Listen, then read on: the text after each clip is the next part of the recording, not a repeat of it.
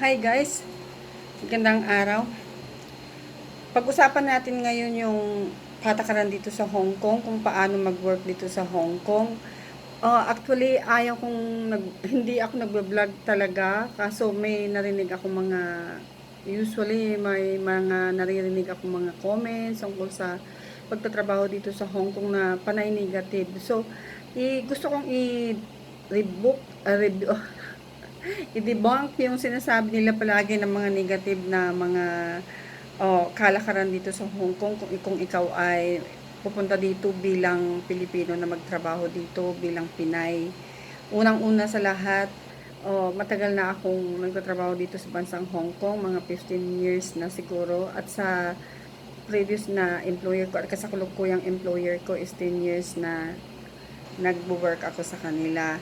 Ang gusto ko lang sasabihin sa inyo guys na hindi naman lahat ng nagtatrabaho dito sa Hong Kong ay may masamang kapalaran.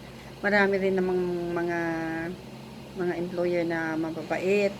Usually naman mababait sila. Depende lang kasi yan sa pakikisama mo guys. Kaya kayo na gustong mag-apply na nandyan sa Pilipinas, go na guys. Kasi next time pag-usapan naman natin yung minimum wage ngayon, yung bago na patakaran ng gobyerno sa mga domestic helper na kagaya natin sa Pilipinas.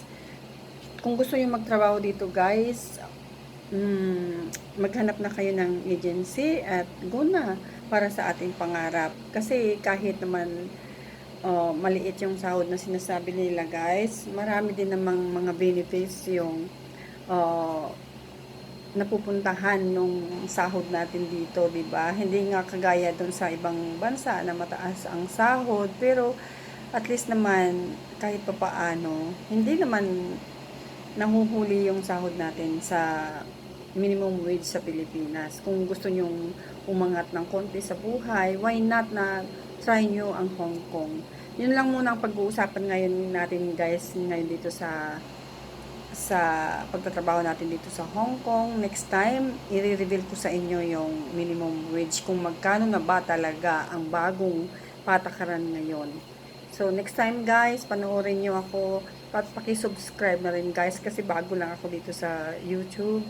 So, thank you for watching. God bless guys.